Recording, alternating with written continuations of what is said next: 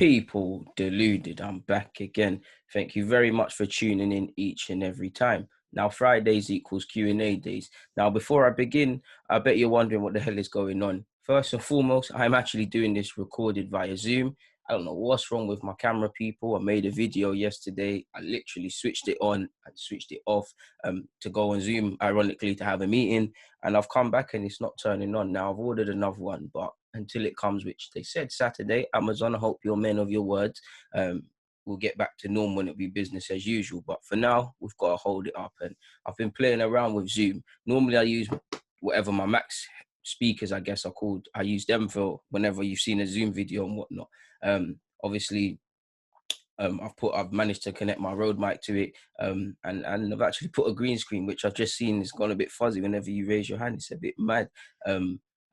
To be honest, I don't know why I clicked that. It was just there. There was an option to do it. I thought, let me play around. It looks a bit funny, and things like that. Sorry, people, it is a bit taking a bit of getting used to. But if you allow me to grab my phone, as I said, Fridays is Q&A days. And, first and foremost, thank you very much for answering your questions. Let's not waste any time. Let's crack on. Now, my good friend Alex has asked, apart from the cliches of, in quotes, he's getting more out of the players, what tactical and psychological changes and ethoses can you clearly see Arteta is implementing that convinces you that he has a long-term vision and is not just benefiting from the new manager bounce that we experienced under Emery? You're 100% correct in your question and you're 100% in what you're saying. I do think it is a bit slightly different. Maybe the fans' expectations are on the floor when Arteta came in comparison to Emery. Many people thought that while Arsenal needed a change in terms of the playing squad, it was a case of a new manager, instant fix. And I remember going to the unbeaten run purely because, not to cry woe is me, but I took a lot of verbal abuse on the socials for saying that, during that unbeaten run, I think results were flattering Emery, because if you have to consistently change things at half-time, long story short, and, onslaught in the second half, we're not starting games well. Now, when it's all going right, you've played football to a good level, my guy. So yourself, football's a weird game. When you're in form, you get results that you don't necessarily should have got, and things go your way. When it turns the other side now, like you've also seen and know, it goes the other way. I think it's a bit different because many things people praised Emery for, I was saying long-term, it's not going to be sustainable. Being a tinker man, this and that. Ultimately, not to call him, he's not personally a coward, but I do think the way he implemented Arsenal was very predictable, very stagnant, very defeative, and ultimately a cowardly approach that a top six team or no real teams in the Prem really employ that. You look at Sheffield United, they're very much a team that, they're not, with all due respect, they're playing well and they're above Arsenal, but they're not the best set of technical players. They sit back, they remain rigid. And what I mean by that is they get the basics defensively right, and then they have a goal, but they're not sitting back for 90 minutes. So why was Emery doing that? The chopping and changing probably didn't convince the players. Tactically, for me, obviously, he's played variations of a 4-2-3-1, and depending on how you look at it, 4-3-3 and other little things. I like what he's doing first and foremost because he's recognised that Arsenal need to start pressing high up the field, and it's not just about the defenders doing the defending. The outlook has to change, and we're starting to press things. The strikers are, before it looked like some people were just happy to press the space they designated and that was it. Now people are busting the gut and stopping opportunities, because many goals you've seen Arsenal concede, we've all sat here and said, what if, not just to make the example, what if Aubameyang or Lacazette pressed them? They wouldn't have got out so quickly. And not just the strikers. There's a better outlook defensively. I think tactically, you look at Xhaka. Xhaka's not perfect. Xhaka isn't going to be perfect, and the jury's always going to be out on a player like that. But, he is, if you was to say his weaknesses, it is in the defensive phase. It is in terms of turning on the ball and things like that. I mean, in terms of going back the other way, he's not really in them positions where he's exposed. And I think Xhaka's done quite well. You look at what we're doing on the left-hand side and all the different combinations of partnerships we've got. You look at how he actually, when MaitlandNiles was playing right back, and to a degree Bellerin, he's actually telling them to come inside. So I'm seeing a lot tactically to believe in. I see that he wants Arsenal to go back to the values. And for me anyways, I'm seeing a manager just back there chat. Like with Emery, there was grey areas. Like he would say certain things in the press conference, then after it, it's not matching up. With Arteta, it's matching up. We're not perfect. We're not there yet. We're not really keeping enough clean sheets. Our game management still needs to improve. We have dropped some silly points. Even when we played well against Chelsea, we lost that game in the last 10, 15 minutes, if I can remember correctly. So I'm seeing enough tactically to believe in him, and I'm seeing a better outlook to defending. In terms of the defenders, coaching is a big part of this role. Now, we can't sit here a year from now, my guy, and say, someone like Mustafi is still going to be playing to a relatively decent standard. But I think he's kind of done a thing where, if you train hard, if you work hard, if you give me what I want, I'll play you. Because Mustafi, for me, I'm going to be honest. Now, it looks silly to say, testament to Mustafi and Arteta, but he would have never played a game for me. He would be out of here. He'd be alienated from the squad because he needs to be moved on. But he's playing quite well. So psychologically, he's putting an arm around these players. And look what he's obviously with the whole Xhaka incident. So I'm just seeing someone back there, chat. I'm seeing an excellent manager who recognizes he's got young players, old players, players that are a bit more softer, players that you can be a bit nasty to, a bit more nastier to. So I am seeing a lot. Long-term success is subjective. If we're honest, me and you, we know we'd class success as, back to Arsenal, challenging for Premier League titles and things like that. Immediately, we've got to get to the top four. Again, coaching is a big part of this job, and he's not been in it too long to really judge long term. But I think he's showing me enough that when it was said about Emre that he just needs better players, and some of that was true, and he needs his own players. But I wasn't seeing anything to say, okay, cool, I see what you're doing with the defenders. If we get you a better defender, I can see what you're on, and so on and so forth in midfield and up front, respectively. I see that with Arteta. There's going to be a point he's going to need to be helped. And to be honest, he's the full guy and he's got the most important job, but he needs to be helped with significant individuals. That doesn't mean big money. That just means competency. Like, with all due respect to Mustafi, I don't know if I'm going to get this from you next year. And I don't really like to take chances like that. So for me, it's a moving them sort of man on and bringing in next guys, whether that happens or not. But I think it's completely different from Emre, to be honest, whether Arteta's a success or not, because I just think Emre ultimately lacks conviction, and it's been there. The same problems he had at Arsenal in the end were the same what plagued him at most of his clubs. So long term is subjective. I don't really think he's getting a bounce. I know he did get a bounce. Obviously, there's more of a reaction. The fans come together and stuff, and that might have helped us to a degree. But I don't really think a bounce because the results ain't fair enough. We're undefeated in 2020 and things like that, and they're not poor results, but I don't think it's actually not like Emre, because Emre, you could say we was flying relatively high and things like that. Maybe because expectations are on the floor with this Arsenal side. Like, no Arsenal, if you was to ask most Arsenal fans, if you genuinely believe in this team, or if you genuinely believe in more than 4 or 5 of these players, you're really scratching your head, and that's sad to say. Like, again, I support all the players, and I'm not saying they're all poor and things, but I'm saying truly believe that these players can help contribute to take you to the next level in their own sort of way. There's only about 5 sort of players, man. Like, off the top of my head, I think you can persist with Leno, clearly Aubameyang, clearly Saka, clearly Martinelli. Personally, I believe Torreira as well. There's probably a couple others, and like I said, obviously I'm exaggerating to a degree, but they're the only ones I can really vouch for with conviction. You go and look at Liverpool, the whole squad, the players that aren't the best technically, give them a different dimension tactically and things like that. And the most can be said for the other members of it. But that's a great question, man, and a good way to start this, man. And hopefully I've answered it. But I definitely share your concerns because the jury's still out on Arteta. I mean, we're saying good things, but we haven't learned too much about him as a manager because he hasn't been here long enough. So, yeah, man, that's what I would go with. Moving on to the questions that were asked via the YouTube community tab, which I always tell you lot to go to. Elisa said, what do you think of Lyon's Memphis Depay as a potential Lacazette replacement? Well, I think Depay would more likely want to play on the left-hand side. Of course, he can play up front, but I think he prefers to play on the left and cutting inside rather than his back to goal. But I would definitely be on that. Apparently, Lyon are open to selling him for 30 million euros. Again, I'm not too sure if United have a buyback clause. If they do, if they want to activate that, because you hear a lot of Sancho talk, I don't know, but I would definitely entertain that. And, away from the football field, imagine the drip, imagine Depay and imagine Depay and Aubameyang. Sorry, people. Bless me. I'm not ill. But yeah, imagine the drip, it'll be decent. But yeah, man, that would be how I'd answer your question, of course. Mobisa has said, Mobiniswa, sorry for mispronunciation. I'm going to need you to help me with that pronunciation and I won't get it again. You said, can't wait for that moment when we're going to hear Deluded doing his thing, buzzing already, man. Oh, that's not exactly a question, but thank you very much, my guy. And I hope I'm making you proud and things like that. But back to an actual question. Diaz Boss has said, would you have Saliba as an instant starter next season, or would you eventually slowly ease him in before eventually breaking into the starting 11? Now, that's a good question. And I'd say, you know, I want him to come. I want him to play significantly. I'd say, you know, he becomes anything from a first choice option to a third choice option. What I mean by that is, we've got two choices. Now, I look at Saliba, forgive me if I'm wrong, second year as a professional footballer, my guy. 19, turning 19 by the time he comes to Arsenal. And I say second season, it's been cut short now. Now, if you look at this season, in a mixed campaign for St. Etienne collectively, he's had a decent year. He's still learning. You look at the penalty. I can't remember the game, but it might have been Bordeaux. Gave away a penalty. There was one goal, I think, that wasn't against Bordeaux. He gave away a penalty in a certain game. I can't remember when it was. Against Bordeaux, flat-footed and ball watching rather than playing to the whistle. I think the game you'd probably ask him, has he learned the most, is probably against Metz, because he got absolutely terrorized. And he has had some troubled moments. He's had some great games. But what my point, the picture I'm trying to paint is he's still a young player. He's not the Messiah.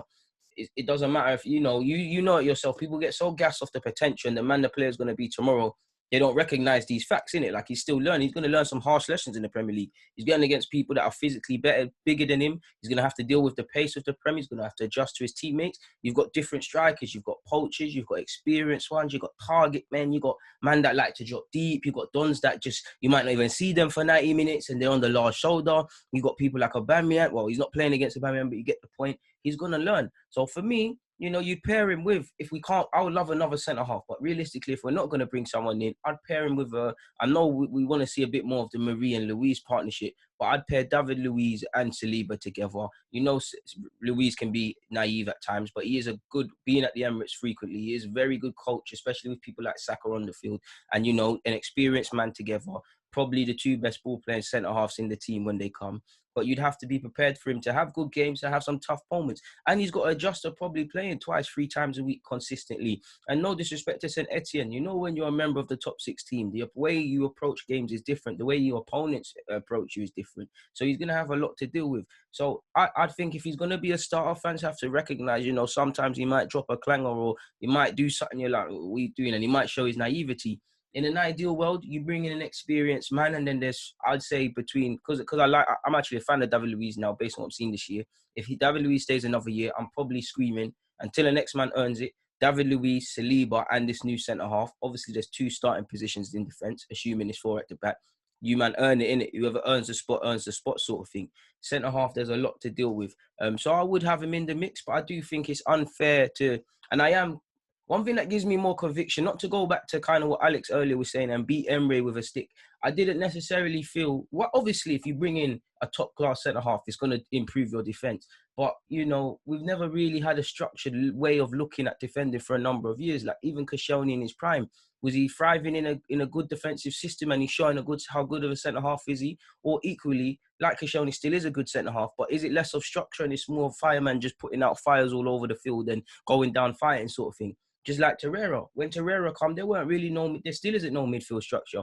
We're praising Torreira for breaking down play and all these things, quite rightly. But is it a man putting out multiple fires and being a superhero? Or is it a team with a structure and he's showing what he can do? If that happened under Emery, I think Saliba would be fed to the wolves. I think you've got someone like Arteta who recognises what you have to do with young players. And if you look at it, again, the word improving is subjective, but all the defenders relatively are in decent form, the ones that are playing at Arsenal. So Saliba's going into a fairly decent structure there. So we'd have to be prepared for him to be a young player to probably make some mistakes. But I'd probably ease him in, man, because it's probably a lot psychologically to deal with, because, again, fans need to really calm it down. I think he's going to be a top centre-half. I want him to be what he's quoted, the next Varane and all of these things there, people. But he's 19, going to be 19 when he's 18. We've got to be careful, people. This is what happens. And I think a lot of young players fall victim to this. We look so much in football, potential. And what the man's going to be tomorrow, we fail to recognise, to get to them steps like, okay, he might be that tomorrow, but today, this is not what he's on. But yeah, man, it's a good question, and there's no real rights and wrongs, but he would get significant game time from the off if it was me. Agent Ghost has said, hey, Deluded, I checked on Aguero's stats and saw that he has 1 year remaining on his deal. Do you think he'll consider leaving? That City has a CL ban. Has he got a year left? So he's contracted until 2021. I'm not too sure on that, but if he does, it's a difficult one. I mean, if you're him, for Kevin De Bruyne, if you're those players in the late 20s, you have a decision to make. Do you persist without Champions League for another year? You will get Champions League again unless a madness happens, but a year is a long time in football. Or do they keep it moving? with the global climate, I can't imagine there's too many moves. So I'd imagine Sergio Aguero stays. Again, I don't know. I mean, if I was a journalist, you could invent going back to Atletico Madrid. But again, they haven't got the best finances, allegedly. So I think he stays, but who knows, my guy. Matilda said, between Alphonso Davies and Theo Hernandez, who would be your choice of left back? Alphonso Davies. You've also said, I hope your consistency rewards you greatly. Thank you very much, Matilda, for your praise. You said Jude Bellingham and Camavinga. Who is your choice of the midfielders? It's a tough one. I'm going to have to go both. Obviously, probably Camavinga is probably ahead, but I'd go probably... Camavinga is ahead. If you put a gun to my head, I'd say Camavinga, but I'm taking both of them. It's a tie. It's a tie. I got to sit on the fence. I don't know if you lot can hear it, but my window is open, and I think a helicopter is flying over. So if that is ruining your audio experience even more so than it is already, then I apologize, people. I really do from the bottom of my heart. But it is. Moving away from that, Zaka said, if you could decide what club Balogun were to be sent on loan, where would you send him? That's a good question. I'd probably say a team like Brentford, purely because they tried to buy him for 5 million. I'd be inclined to believe they have decent plans for him. Charlton would be decent for him. I'd probably look to send him to Germany, to be fair with you. Whichever club would present the best project to him. If Stuttgart get promoted, I'd probably send him to Stuttgart as well, where our good friend Mislintat is. Charlie Reader said, big up DG. Do you believe Maitland-Niles still has a future in midfield? I love seeing him there when he burst on the scene, but he hasn't really featured there. All thoughts? I'm not too sure because, I know Arteta's spoken about him playing there, and I still think Arteta believes in him, but he's mentioned his training and his application publicly. So to mention these things publicly, how long has this been going on for? Maitland-Niles, it's down to him. You get to the point, you're at a crossroads. Yeah, you're an Arsenal footballer, you play for Arsenal. If you've got any, and this might not be fair to him, if you've got any complacency, you need to snap out of that. I think he should really just hold up the right-back position as long as he could. I would like to see him in midfield. I think he's got attributes. I think his biggest gift and the curse is that he's lax on the ball at times and very relaxed and not urged. He'd need to improve that and his concentration. I don't know. I'd probably maybe he's just not fancied there, really and truly. But Arteta's spoken on Maitland-Niles' capabilities there, so he might get the opportunity if he applies himself. I'd like to see us give an opportunity there to really review if it's good enough or not.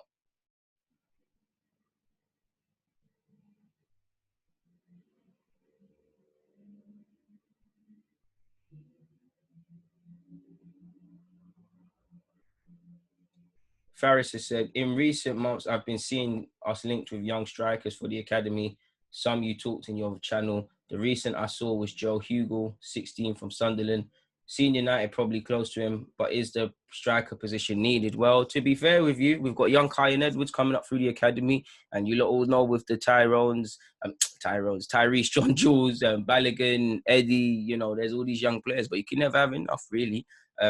You look at our first-year scholars next year, and we need to surround them with some good quality additions, and we've got to probably do that. And, 300,000, as sad as it is, football's a conveyor belt. 300,000 apparently United signing him for.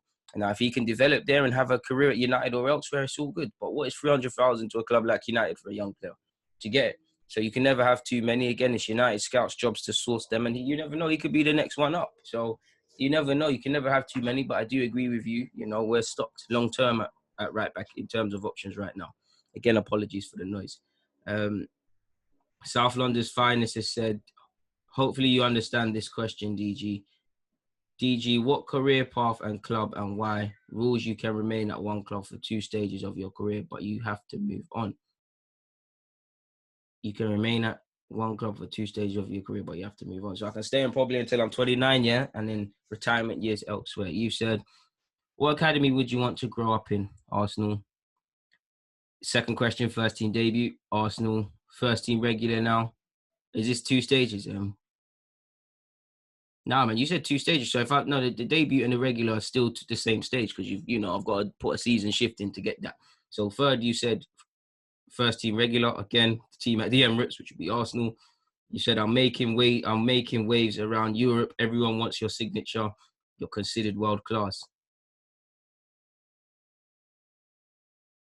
Okay, I'll have to leave Arsenal at this point. I've left Arsenal I've become a first team regular, and I'm now a quality player. 2 stages. Now I've done the This is just, I really should have said another academy. You know what? Yeah, you know what? Let me start again. Let me do that again. What academy would you want to grow up in? Let's say Barcelona. I was gonna say Brentford, but let's say Barcelona. First team debut, Barcelona. First team regular, Barcelona. Making your waves around Europe, everyone considers you're a world-class player. Like Jadon Sancho, I'm coming home to Arsenal. You said your prime years and retirement. I'd actually like my prime years to be at Arsenal, but if I was a footballer, I'd leave Arsenal. I don't want to be one of them. No disrespect to any footballer, but I don't want to be these footballers that, whether you're club captain and been that for years, you stay, and eventually you're just going to get a testimonial, a little thing. You might get kept on the playing staff just because of who you are and barely play. I never wanted to be them sort of man there. I'd rather, go and try explore some lucrative financial offers elsewhere and be them strikers forever, signing at clubs. So I would, want my prime years to be at Arsenal, but I'd probably then go to America or something and get some finances in and chill off. So that would be it. Good question. Good question. Yeah, if I could though, first time round, I said Arsenal, so I'd probably do Arsenal, leave and go Barcelona, prime years at Barcelona, and then leave. If that's the case, come back to England, man, in the last couple of years, see if I can bag a Prem thing for the last 2 years, 3 years of my career. Papyrus said, big up yourself, DG. I hope you're well and safe. What's your opinion on Arteta's left back, high up, right back, tucked in strategy? Do you think it hurts Pepe with each fullback alternating or an extra centre mid while both push high up the line be better alternatives? Well, to be fair, he does do that, but both fullbacks quite frequently support. I think what hurts Pepe is that, we haven't had consistent options or a consistent man at right back, so there's been no time to really build a partnership, really and truly, with you. Robin has said, do you think Emil Smith-Rowe has what it takes to develop and become a regular for Arsenal in the future? I hope so, but like a lot of these players, they've got to smell it. I think we've got to probably wait on him to develop a bit physically. I think he's got to be a bit more robust. I think he should look to someone like Grealish as an example, because what I mean by that is you don't have to be, an iron head, but you do need to be a bit stronger. I do think he's getting out of Huddersfield because he is a strong dribbler. I think he does need to get that. Ultimately goals and assists, ultimately sharper in the final third. So I hope he does, I know, but the next 18 months, 2 years are crucial, at least to his Arsenal career, in my opinion. Anthony said, yo, DG, when the Premier League restarts, if the clubs have to play on neutral ground, do you think that will benefit or make things more difficult for Arsenal's remaining games? I don't think it will have anything really. It's just a neutral ground. It will probably affect both teams equally. It's just a game of football. We'll probably have an international theme about it purely because the stadium's empty and it's foreign ground to both members of staff respectively.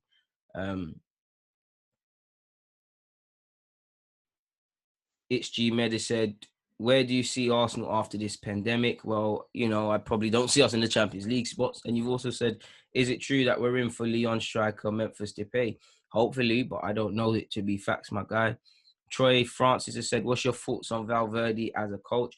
Not my cup of tea in terms of a coach. I think he's a bit negative, not really my sort of guy. But at the end of the day, he's accomplished a fairly good amount in football. So I have nothing but respect on him.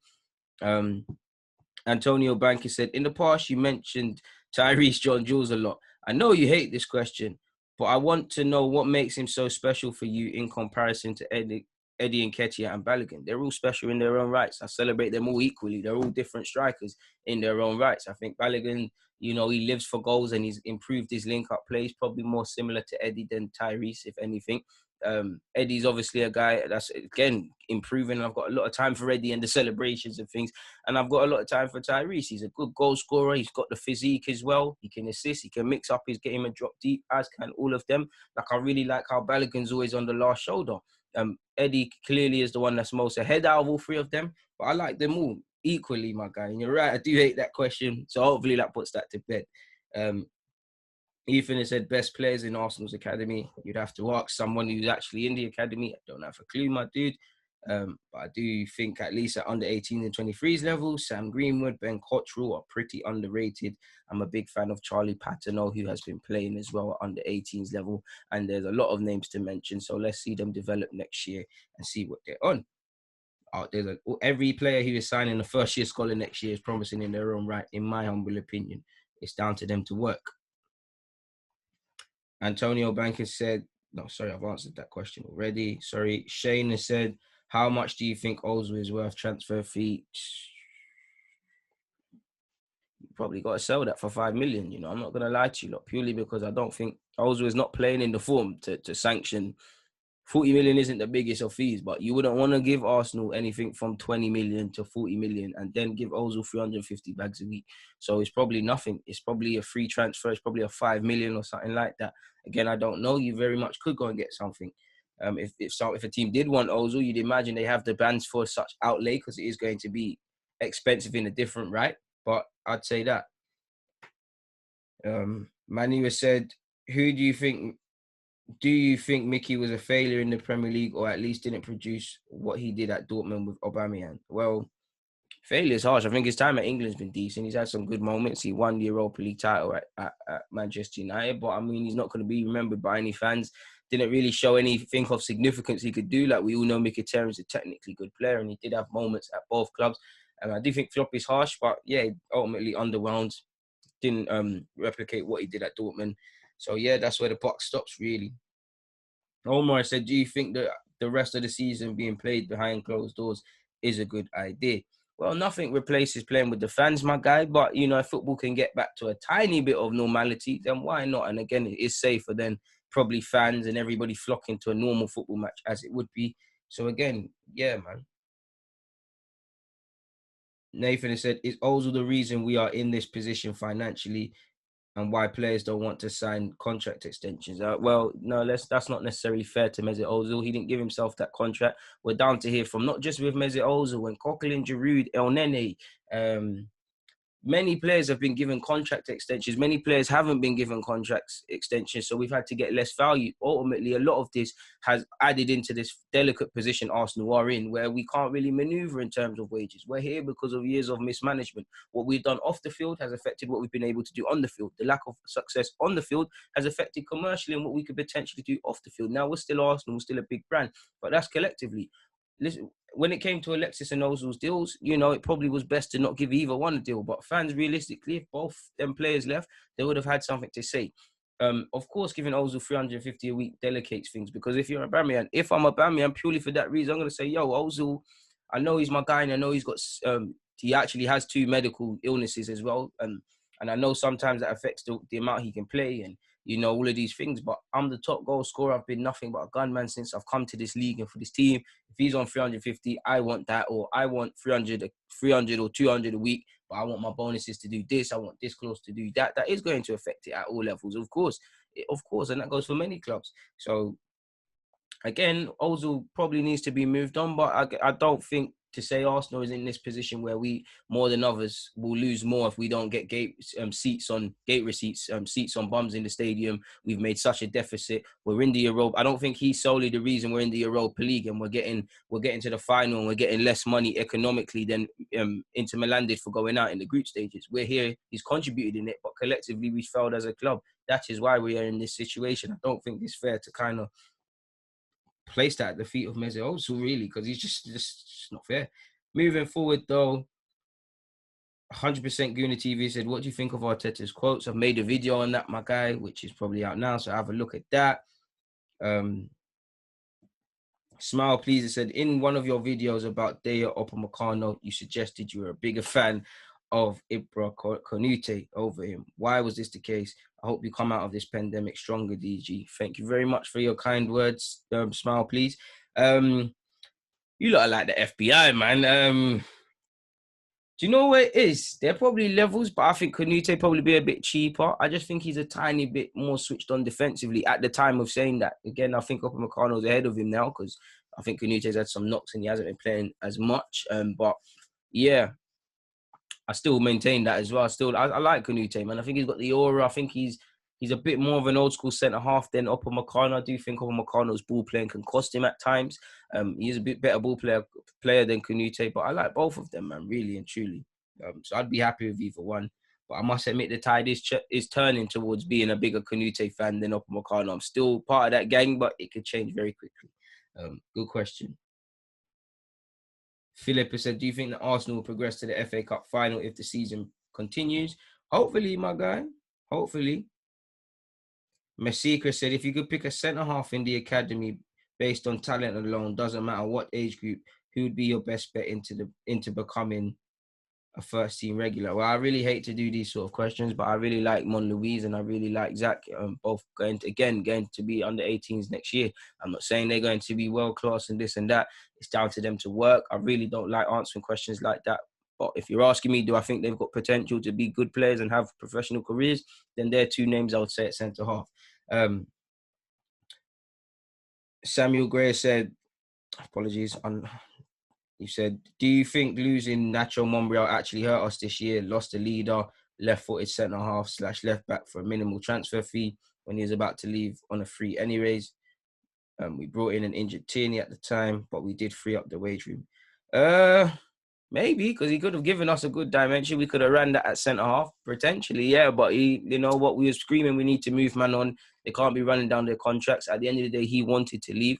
Don't really want to keep man that don't want to be here. So credit for his years of service, but the world has to keep spinning. But, there is some truth in what you're saying. Moving away from that, though. Wire said, hey, DG, hope you're well. What's your opinion on Ozan Ozyakup? I can't, I'm just going to say Ozyakup. I try to say his first name, but I know you're talking about the Dutch come Turkey international.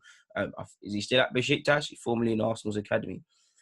I think he's had a good career. He's still a baller and he's shown his talent, man. I did think he would be a bigger household name in football because he was one looking at the academy when I've always told you that Bongie School to go watch this. He was head and shoulders above everyone. He had good goal control, good ball control, could dribble, commanded the ball in a positive way, broke the lines very well, was just very a technical sound footballer, very much an Arsenal footballer and the sort of profile he's looking for. So I think he's a decent player. I still think he's having a good career, but I did think he would light up the scene a tiny bit more. I'm not saying he was going to be world class or things like that. If you was to ask maybe 10 football fans, 20 football fans, I'd imagine most people know him, but there might be some, no, do that sort of thing. I didn't think that would be the case.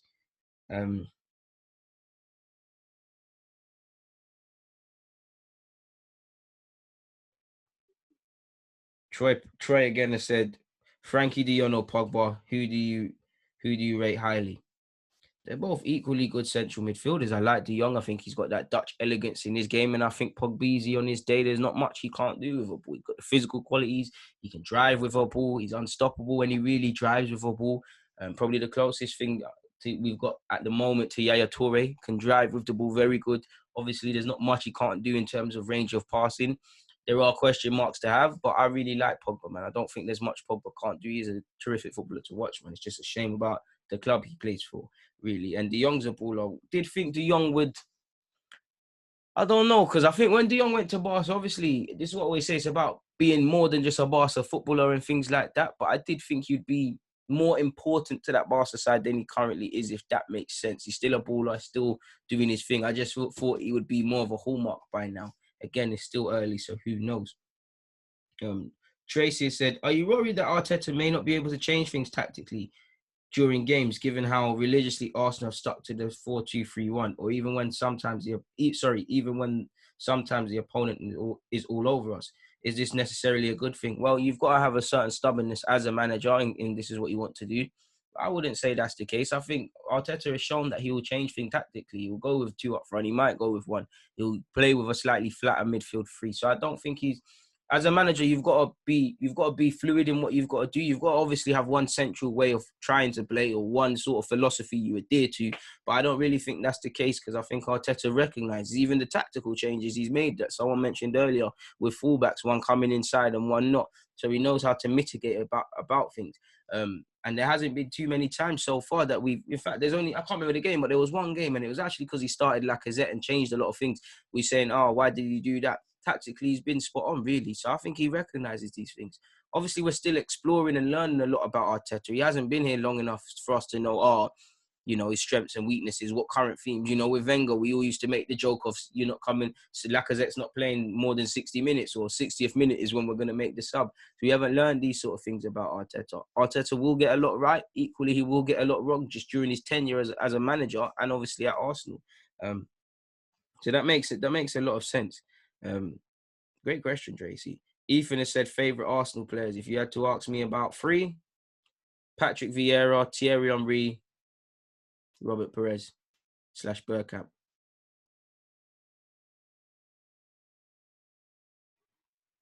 Moving next to the other questions, folks.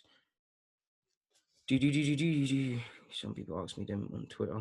If I have to go back to you, I just remembered I've got to go back to YouTube because some of you have answered in the other comments.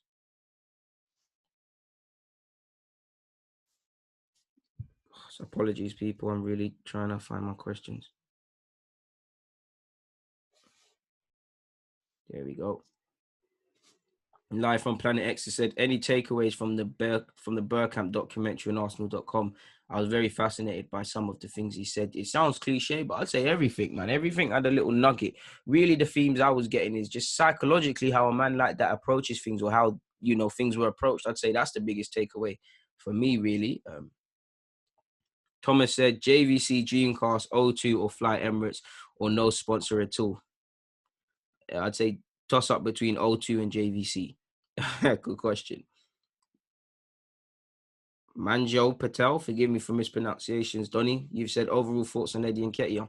Since he's come back on loan, I think one thing I wanted to see him add is, what do you do when you're not scoring? And I'm not saying he hasn't got more to his game. It's just, it's still important to score goals. Ultimately, that's the sword he will live and die on as a professional footballer. But, you know, at academy level, you see Bearman bag hella goals. First team is not the same. And, you know, you've got to have more when you're not scoring. I think he's definitely improved a lot physically. He's not the biggest, but being at the Emirates, was it against Newcastle? Actually, one of the game he didn't score. I think he had a so-so game against... He scored against Everton, right? And he had a so-so game against Newcastle. It was the other way around. There was one game where he scored where I actually think he played better when he didn't score, purely because he was actually becoming a focal point. I'm seeing him trying to weight guys physically. You can, even on the face of his lead spell, even though he didn't play, 20, 30 games and come back, next season challenging, it got cut short. I think he learned a lot training and being in that environment. Obviously, he's a good goal scorer and he has shown it. And he's gone from being a bit part sort of youngster to a rotation, sporadic sort of player right now in the first team. But he's still young. I really like Eddie, man. And I think he's got a future here. It's down to him to prove that and work harder. But I definitely feel he's got a future here. Emmanuel said, thanks for your question, my guy. But Emmanuel's next said, why are most footballers only one-footed? I understand natural... I can't say that word, my guy, but naturally when you can use both feet and hands and everything. But most of them train to be decent on their weak foot. Some can only use their weak foot to stand on. Well, I don't know. It's like writing, isn't it? Not many people, most people, I'm left-handed, I'm not right-handed. I know someone who can write with both, and I'm pretty sure most of you watching this just statistically are right-handed. So it's one of those things. I don't have a clue, my guy, really, if I'm completely honest with you. Is what it is in that regards. Quickly moving back to my old videos, and I've got to quickly scroll through a lot of them because I spam you lot unnecessarily. Oh, there we go. Q&A show. Shut up, man. Making bare noise. Oh, stop talking, man. We're doing the next one. Moving forward.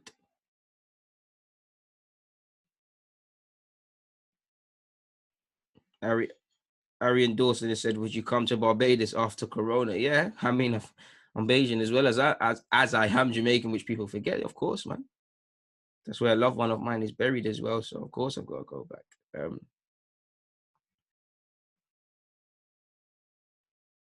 No, that's not a question.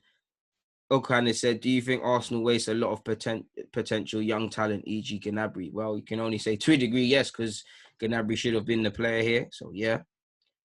Marley has said, bless DG, do you think that the Arsenal board members are a reflection of the position that the team is in?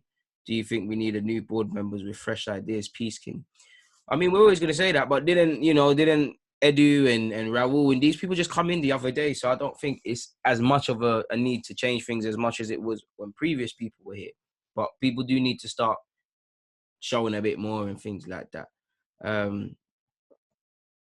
Blue has said, it's early, but what do we change tactically and or recruitment wise to get the best out of Pepe? Scrap the 10, make Pepe the 10. I think I've answered this question. But I think Pepe's just got to do a lot of reflecting, like really quantify his experiences this year. I think, like I said in another video, he would benefit greatly if we had a consistent right back for them to both build partnerships and understandings with. I'd say that would be it. But that marks the end to my Q&A. And like I said, people, will be back to usual settings and usual patterns with my new camera tomorrow. If it comes, hopefully it comes a day earlier. But for now, really thank you for persisting with the audio and persisting with me on Zoom. Deluded, I'm out.